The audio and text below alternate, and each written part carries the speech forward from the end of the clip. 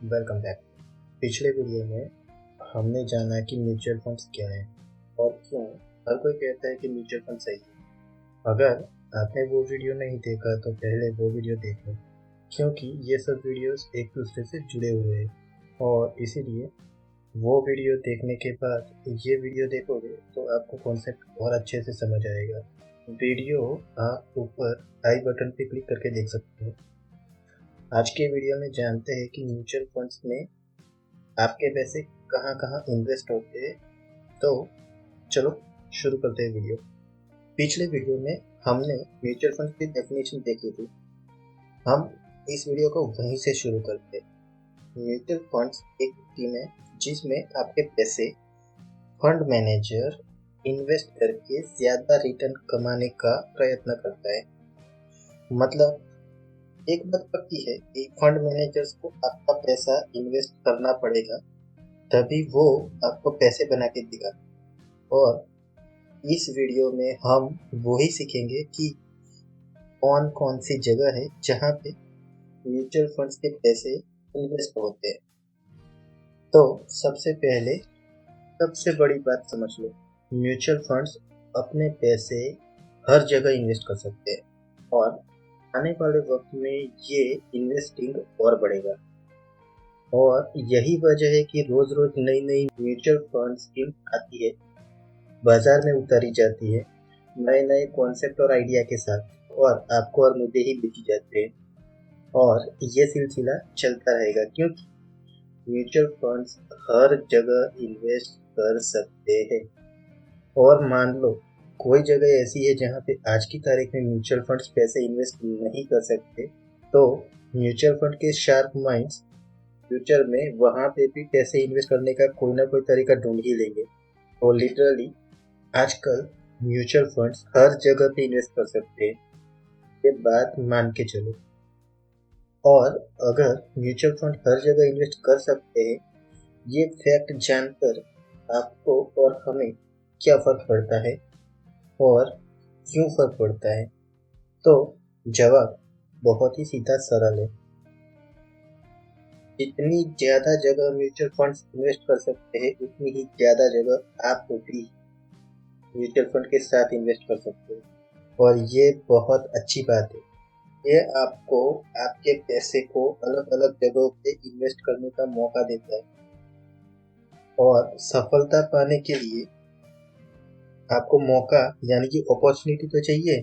क्या पता एक फिल्म में एक अच्छा रोल मिले और एक स्ट्रगलिंग एक्टर जो कि 10-15 सालों से स्ट्रगल कर रहा है, उसकी स्ट्रगल एक अच्छे रोल से खत्म हो जाए और वो सुपरस्टार बन जाए।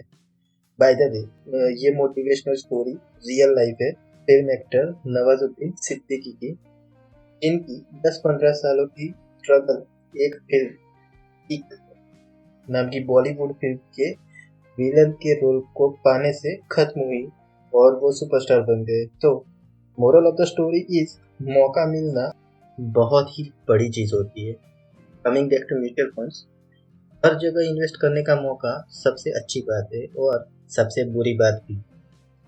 अच्छी बात क्यों है वो मैं एग्जाम्पल के साथ समझा चुका हूँ, और बुरी बात क्यों है वो भी मैं अब आपको एक एग्जाम्पल के साथ ही समझाता हूँ।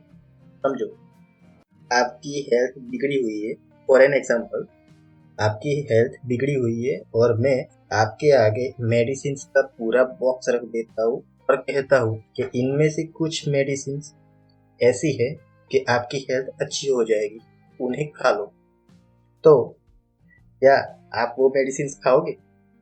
बीइंग एस्पायरिंग इन्वेस्टर, आपको मेडिसिन नहीं खानी चाहिए, क्योंकि अगर आपने गलती से सही मेडिसिन खा ली तब तो सब ठीक है, ऑल इज वेल। लेकिन अगर आपने गलत गोली ले ली तो आपकी जान भी खतरे में पड़ सकती है ना। कुछ ऐसा ही म्यूचुअल फंड्स के साथ भी होता है। म्यूचुअल फंड्स इतनी सारी जगह है जहां म्यूचुअल फंड्स आपका और मेरा पैसा इन्वेस्ट कर सकते हैं कि आप और हम कंफ्यूज हो जाते हैं। एक्चुअली सिर्फ आप कंफ्यूज होते हो, मेरा तो क्लियर है पहले से कि कौन सी जगह सही है, कहाँ कौन से म्यूचुअल फंड में पैसा इन्वेस्ट करना आपके लिए सही है। सही म्यूचुअल फंड्स आपको फाइनेंशियल कंफर्ट और फाइनेंशियल फ्रीडम देगा, और गलत म्यूचुअल फंड सिलेक्शन आपको फाइनेंशियल स्ट्रेस और पॉवर्टी देगा। तो pick the right mutual fund, क्योंकि आपका फ्यूचर आपके म्यूचुअल फंड सिलेक्शन पे डिपेंडेड है। लेकिन आप सही म्यूचुअल फंड सिलेक्ट कैसे करोगे, क्योंकि अभी तक मैंने तो आपको सिखाया ही नहीं ना। डोंट वरी, अभी सिखा देता हूँ। सबसे पहले म्यूचुअल फंड की इस एबिलिटी टू इन्वेस्ट एवरीवेयर की कंफ्यूजन को सॉल्व करने के लिए और मिस सेलिंग को रोकने के लिए रेगुलेटर ने बहुत ही बढ़िया काम, बहुत ही बढ़िया कदम पहले से उठाए हुए। इसमें सबसे बड़ा कदम ये है कि हर म्यूचुअल फंड्स को पहले से रेगुलेटर को और पब्लिक को, यानी कि आपको और हमें बताना होता है कि वो पब्लिक मनी, मतलब कि आपका और मेरा पैसा कहाँ पे इन्वेस्ट करने वाले हैं, और वो फंड सिर्फ उसी जगह पे इन्वेस्ट कर सकते हैं, कहीं भी दूसरी जगह पे नहीं। मतलब कि अगर आपने सही म्यूचुअल फंड सिलेक्ट कर लिया तो आपने आधा काम सही कर लिया, और कहते हैं ना well begun is half done, तो आधा काम डन। और बाकी के आधे काम के लिए अब समझते हैं कि म्यूचुअल फंड्स मेनली कहाँ कहाँ इन्वेस्ट कर सकते हैं। दूसरे शब्दों में म्यूचुअल फंड्स कितने तरह के होते हैं वो भी आप इस वीडियो को देखकर सीख जाओ। तो लेट्स कंटिन्यू। हम म्यूचुअल फंड्स के टाइप को सिर्फ 3 पैरामीटर पे ही मूल्यांकित करेंगे, क्योंकि बाकी सब चीज़ों के लिए आप जो मैं बैकग्राउंड में इमेजेस दे रहा हूँ, जो वेबसाइट्स दे रहा हूँ, उसको देख लो, वो ऑफिशियल वेबसाइट है, वहाँ से आप जान सकते हो। हम अभी सिर्फ 3 पैरामीटर्स पे म्यूचुअल फंड्स को मूल्यांकित करेंगे, और वो है पहला रिटर्न्स एक्सपेक्टेशन, मतलब कि आपका पैसा कितना बनेगा। दूसरा, आपको कब तक कितना इन्वेस्ट करते रहना होगा। और तीसरा, आपको क्या टैक्स फायदे होंगे। इससे आप कंफ्यूज नहीं होंगे और आसानी से म्यूचुअल फंड को समझ सकोगे, क्योंकि आफ्टर ऑल समझ आएगा तो ही तो मजा आएगा ना, और मजा आएगा तो ही तो समझ आएगा। सिंपल।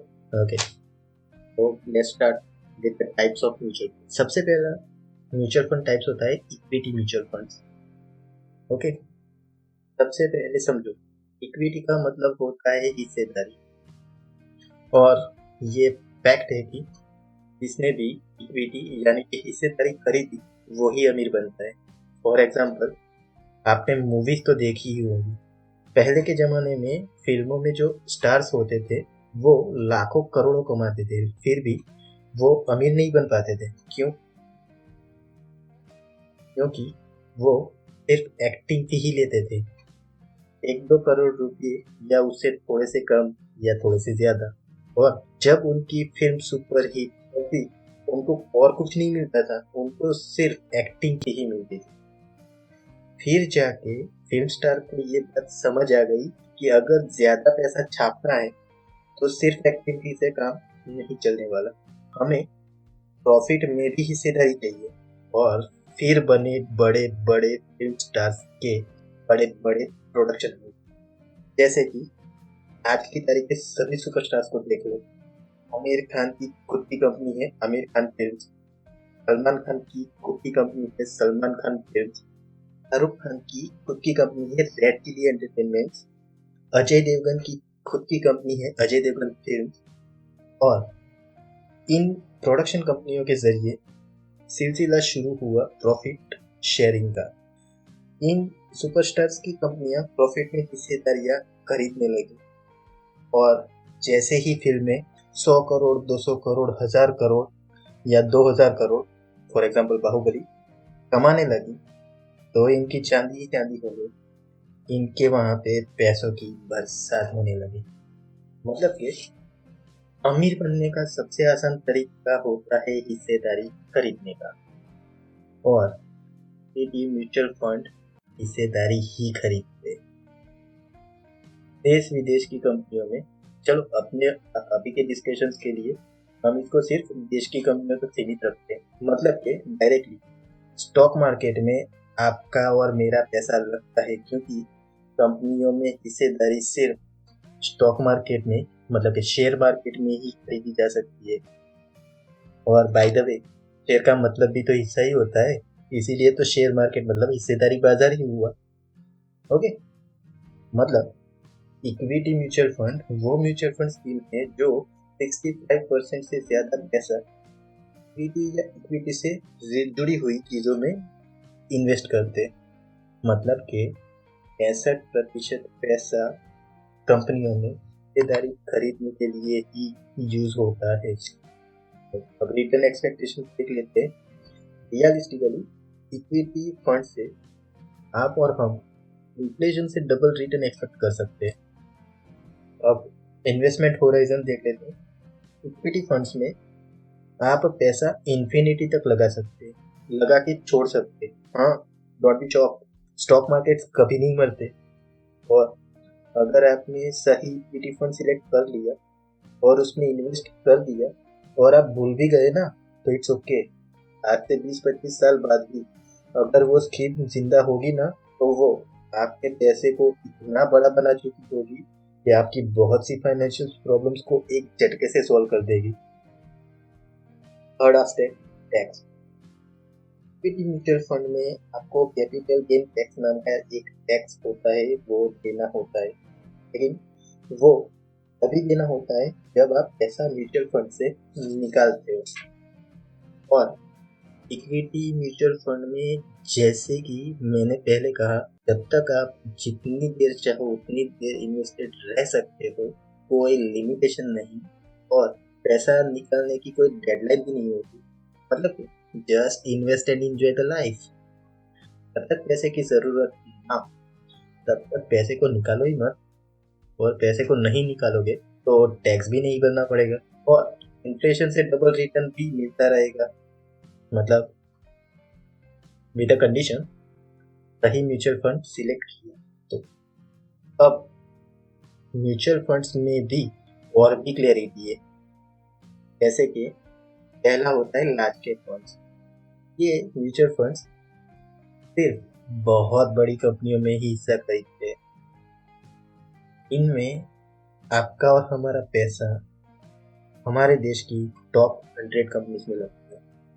इसका सबसे बड़ा फायदा ये होता है कि पैसा, आपका और हमारा पैसा लगा के Reliance, HDFC bank, TCS, ITC, HUL, SBI जैसी बड़ी बड़ी कंपनियों में हिस्सेदारी खरीदी जाती है। और ये कंपनियां इतनी बड़ी होती है कि आसानी से इन्फ्लेशन को बीट करके अच्छे रिटर्न्स देती है और डिविडेंड्स भी अच्छे खासे देती है। और अर्थव्यवस्था के बुरे वक्त में उनकी वैल्यूएशन इतनी ज्यादा गिरती भी नहीं है, उनके शेयर प्राइसेस ज्यादा गिरते नहीं है। मतलब शॉर्ट में कहे तो लार्ज कैप फंड में आपका पैसा धीरे धीरे स्लो एंड स्टेडीली बढ़ता ही रहता है। दूसरे होते हैं मिड कैप फंड। इसमें लार्ज कैप कंपनी से थोड़ी छोटी कंपनियों में हिस्सेदारी खरीदी जा सकती है। लिटरली स्पीकिंग, इसमें 101 से 250 नंबर की बड़ी कंपनियों की लिस्ट होती है, उसमें आपके पैसे इन्वेस्ट होते हैं। रिटर्न्स की बात करें तो लार्ज कैप फंड से इसमें 1 या 2% ज्यादा रिटर्न मिलता है, लेकिन ये कंपनियां छोटी भी होती है तो बुरे वक्त में इसमें पैसे डूबने का थोड़ा बहुत चांस भी होता है। तीसरी होती है स्मॉल कैप फंड्स। ये म्यूचुअल फंड्स मिड कैप कंपनियां जो होती है, जो मतलब मैंने अभी बताया 101 से 250 नंबर की कंपनीज, उससे भी छोटी, मतलब 251 से बाकी की कंपनीज में पैसे इन्वेस्ट कर सकते हैं। रिटर्न एक्सपेक्टेशन वही लार्ज कैप से मिड कैप से थोड़ा सा 1% से 1.5% ज्यादा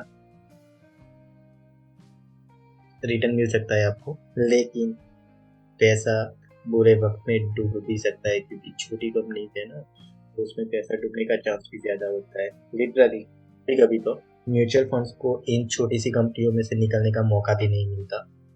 और इसीलिए मैं आपको पर्सनली ये सजेस्ट करूंगा कि आप स्मॉल कैप फंड्स में पैसे इन्वेस्ट भी मत करें। चौथी होती है मल्टी कैप फंड्स या डाइवर्सिफाइड इक्विटी फंड्स। ये वो म्यूचुअल फंड स्कीम्स है जो कहती है कि हमें तो large cap companies, mid cap companies, small cap companies, सब में से जो भी अच्छी कंपनी होगी ना उसमें हिस्सेदारी खरीदने की फ्रीडम चाहिए। मतलब कि मल्टी कैप फंड्स किसी भी कंपनी में हिस्सा खरीद सकते हैं। इसमें रिटर्न्स लार्ज कैप फंड से ज्यादा होता है, 1-2% ही ज्यादा होता है।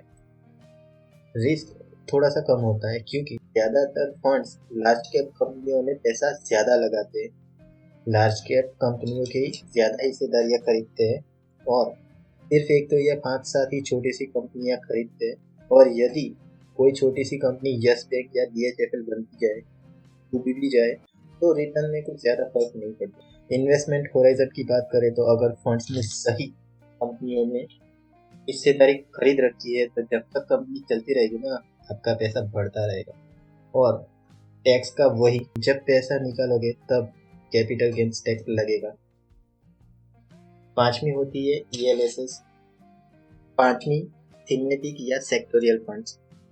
इन म्यूचुअल फंड स्कीम्स में फंड मैनेजर सिर्फ कुछ खास तरह की कंपनियों में ही हिस्सेदारी खरीदते हैं, जैसे कि IT sectoral fund, information technology की कंपनियां जैसे कि TCS, इन्फोसिस, विप्रो या HCL टेक जैसी कंपनियों में ही हिस्सेदारी खरीदेगी। Banking index fund HDFC bank, Kotak bank, axis bank, ICICI bank, SBI bank, बंधन बैंक ऐसे ही कंपनियों में हिस्सेदारी खरीदेगी। इन फंड्स में इन्वेस्ट करके आप रिटर्न ज़्यादा पा सकते हो, लेकिन अगर आपने इस सेक्टर में इन्वेस्ट किया है वो सेक्टर बढ़ा नहीं तो नुकसान भी ज़्यादा हो सकता है। फॉर एग्जांपल 2008 के बाद मेटल इंडेक्स, मतलब कि मेटल कंपनी जैसे कि सेल, नाल्को, मोइल, हिंदुस्तान जिंक, टाटा स्टील, ये आज 2020 है, अब तक पिछले 12 सालों से नहीं चले। मतलब कि अगर आपने मेटल इंडेक्स में 2008 में पैसा लगाया तो आपका रिटर्न आज भी 0/17 ही है। ये प्रॉब्लम्स है सेक्टोरियल फंड की। तो आपको इन फंड्स में इन्वेस्ट करने के लिए आपको एक्सपर्ट होना ही पड़ेगा। अगर आप एक्सपर्ट नहीं तो ये फंड आपके लिए नहीं। और पर्सनली मैं तो आपको यही कहूँगा, don't invest in sectoral funds. 6. ELSS, ये एक बहुत अच्छी तरह के म्यूचुअल फंड होते हैं।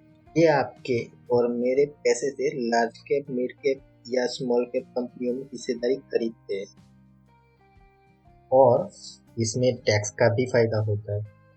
फर्स्ट, रिटर्न एक्सपेक्टेशंस आपको मल्टी कैप फंड के जितने ही मिलते हैं। इन्फ्लेशन से डबल तो आप एक्सपेक्ट कर ही सकते हो। फॉर एग्जाम्पल अगर आपने महंगाई 6% मान के चले तो आपका रिटर्न 12% से ज़्यादा मिलेगा ही मिलेगा। मोस्टली मिलता ही है इतना। सेकंड, इसमें सेक्शन 80C के तहत, इनकम टैक्स के सेक्शन 80C के तहत 1.5 लाख रुपए का इन्वेस्टमेंट टैक्स फ्री होता है। मतलब कि हर साल आप 1.5 लाख रुपए इसमें इन्वेस्ट कर सकते हो सिर्फ टैक्स बचाने के लिए। तीसरा, इसमें आप 3 साल से पहले पैसे को निकाल नहीं सकते और 3 साल टिकने के बाद आपके पैसे कभी भी निकाल सकते हो।